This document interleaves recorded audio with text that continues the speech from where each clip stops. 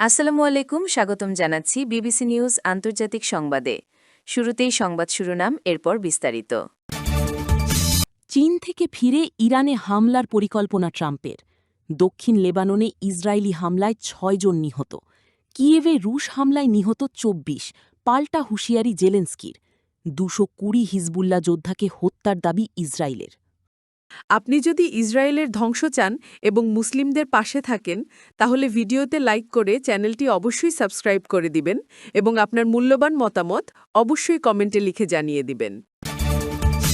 চীন থেকে ফিরে ইরানে হামলার পরিকল্পনা ট্রাম্পের। চীন সফর শেষে ইরান ইস্যুতে গুরুত্বপূর্ণ সিদ্ধান্ত নেওয়ার প্রস্তুতি নিচ্ছেন মার্কিন প্রেসিডেন্ট ডোনাল্ড ট্রাম্প।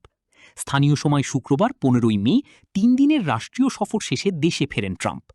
মার্কিন সংবাদ মাধ্যম দ্য নিউ ইয়র্ক টাইমসের এক প্রতিবেদনে বলা হয়েছে, কূটনৈতিক অচলাবস্থা ভাঙতে ট্রাম্প যদি সামরিক পদক্ষেপের সিদ্ধান্ত নেন, তাহলে ইরানের বিরুদ্ধে আবারও বিমান হামলা শুরু করার পরিকল্পনা করছেন তার শীর্ষ উপদেষ্টারা। দক্ষিণ লেবাননে ইসরায়েলি হামলায় ৬ জন নিহত। দক্ষিণ লেবাননে একটি স্বাস্থ্যকেন্দ্রে ইসরায়েলি হামলায় অন্তত ৬ জন নিহত এবং ২২ জন আহত হয়েছেন। এর আগে দক্ষিণ লেবাননের একটি স্বাস্থ্যসেবা কেন্দ্রে ইসরায়েলি হামলার বিষয়ে খবর দেওয়া হয়েছিল, তবে এখন মৃত্যুর সংখ্যা বেড়ে দাঁড়িয়েছে। আল জাজিরা আরবির বরাত দিয়ে জানা গেছে, লেবাননের হারুফ শহরে একটি অ্যাম্বুলেন্স কেন্দ্র লক্ষ্য করে চালানো ওই হামলায় ৩ জন প্যারামেডিক সহ মোট ৬ জন নিহত হন।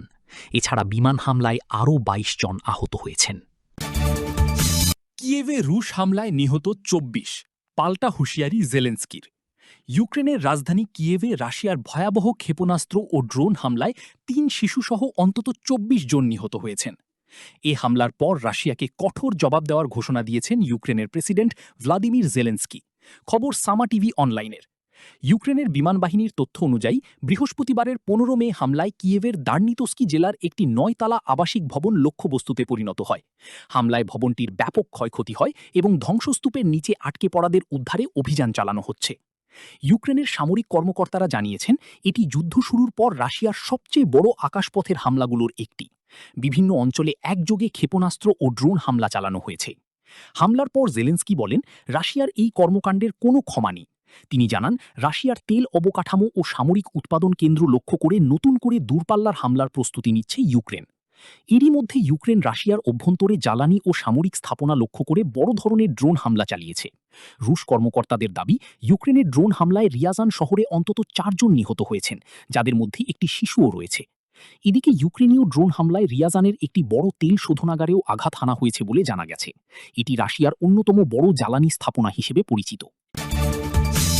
২২০ হিজবুল্লাহ যোদ্ধাকে হত্যার দাবি ইসরায়েলের। দক্ষিণ লেবাননে গত এক সপ্তাহে ২২০ জনের বেশি হিজবুল্লাহ যোদ্ধা নিহত হয়েছেন বলে দাবি করেছে দখলদার ইসরায়েল। এক প্রতিবেদনে এ তথ্য জানিয়েছে পাকিস্তানি সংবাদ মাধ্যম জিও নিউজ। শুক্রবার ১৫ মে এক বিবৃতিতে ইসরায়েলি সামরিক বাহিনী জানায়, আইডিএফ সদস্যদের ওপর হামলার প্রস্তুতি ও তৎপরতায় জড়িত ২২০ জনের বেশি হিজবুল্লাহ যোদ্ধাকে গত এক সপ্তাহে হত্যা করা হয়েছে। সামরিক বাহিনী আরও জানায়, একই সময়ে দক্ষিণ লেবাননের বিভিন্ন এলাকায় হিজবুল্লাহর ৪৪০টিরও বেশি লক্ষ্যবস্তুতে হামলা চালিয়েছে তারা।